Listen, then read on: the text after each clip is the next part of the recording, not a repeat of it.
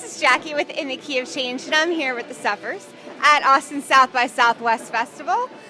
Ready to pop and rock? Oh yeah. Yeah, ready to rock and roll and pop and roll? Oh yeah, big time. Okay. So you guys are going to release your LP, Make Some Room, this summer, correct? Yes. Before the end of 2014 for sure. So what can fans expect to hear? Really good soul music, songs about love, songs about heartache, typical boring stuff, but I think it's definitely going to move a few for sure. You got to get ready to cry, dance, or make a baby. One of those. Yeah. Those are all good things, right? Love, fall in love, dance, or make a baby. Yeah. Cry. There was cry in there too. You recently won 4 Austin Press Music Awards, played several festivals with the finest of Southern soul, sold out your very first show just based on the buzz because all of you guys are so awesome. Where do you go from there? Well, right now the main focus is on finishing this record so that, our first debut to the world comes out with a big bang. And just hopefully, as far as possible, we're hoping to get out of Texas and go see New York and LA and hopefully Europe as well. So, yeah. We're a 10-piece band, so, getting on the road, is a big priority, but it's definitely a feat, even more so than even putting together a record. Segued so well into my next question. How do you keep 10 band members organized and landing in the same place when you want to go somewhere? Well, there is a woman in the band. And as I'm sure you know, we're a little bit better at organizing things than men are, and it's really weird when people, it's the truth. When people ask, it doesn't seem like a challenge to me. It doesn't seem like a challenge to me. It just really feels like, just the norm to me. I feel like it's just like organizing a family unit, and if it's something that you want to accomplish, you do it. I had to drown my sorrows in pop rocks. How do you keep all 10 band members happy? Like, what happens when you lose somebody? Do you have like a plan for when you lose someone? There are a regular-sized band's worth of people to go track them down. Okay, because that can't possibly be easy, and one person, that's a lot of pressure for one person. I mean, like you said, we are better organizers, but that's got to be tough. Yeah. What are your tips for navigating South by Southwest? Cam, you know more than me with that. Keep a map, keep your phone charged, stay hydrated, and ask questions if you're lost. I literally brought 16 portable cell phone chargers that will charge a phone all the way. 16 of them, and they're rechargeable every night. So we're definitely, connected. Yeah, the Mophie is, or whatever version of the Mophie, lifesaver, right? It's really great, yeah. I actually got one yesterday, so it's awesome. It'll worth your money's worth in a day. You're like, yep, glad I spent it. Yeah.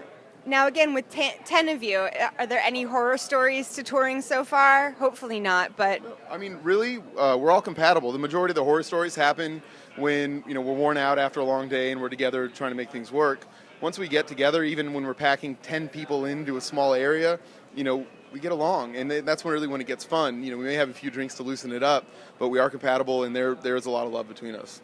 Excellent. Do you guys take one van, 2 vans? Do you have a bus? What do you Whatever got? it takes. It depends what the gig is, but, for the most part, like even coming up here, we're split up in cars.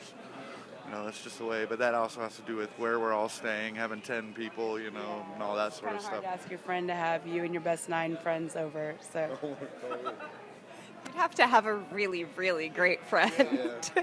And we do. Thanks, Josh. Thanks, Dan. That's awesome. Today is Throwback Thursday. What was your first job growing up? Oh, actually, so I'm kind of an entrepreneur. It was painting address numbers on the curb. So I got spray paint. This was with the help of my dad. Got Kansas spray paint, white and black template that we made out of just like the little punch out cardboard numbers and masking tape. So, I'd mask out the little rectangle, get their numbers on there, tape it, spray. Well, first I'd spray the white rectangle, spray the dark, spray the colors, and then I'd get paid. I was a little kid. Pretty sweet job. It was. McDonald's.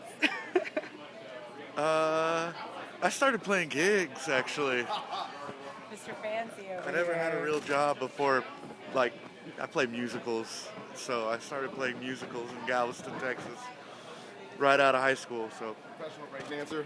yeah. Yep. Yeah. Chippendales was after that, though. And also in the vein of Throwback Thursday, is there an old school song that you are itching to cover?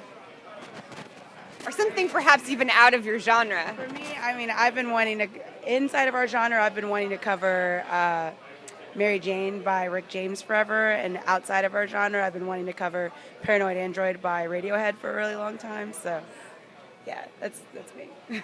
I want to do I Want to Be Where You Are by Michael Jackson. I want to be where you are.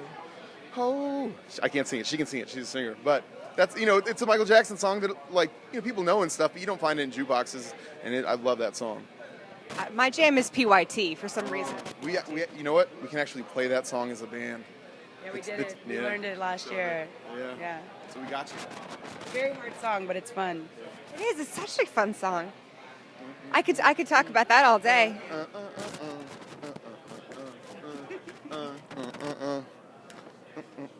Okay. We can keep going, but in the vein of Michael Jackson, what are your thoughts on the rebirth of vinyl and the cassette tape?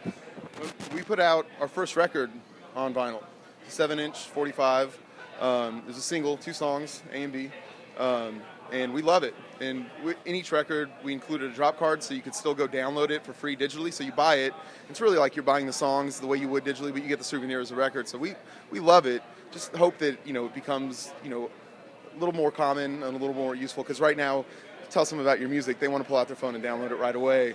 But it's cool to have because it's tangible. You have this thing that you can hold on to and remember a show or remember meeting us or whatever you want to do.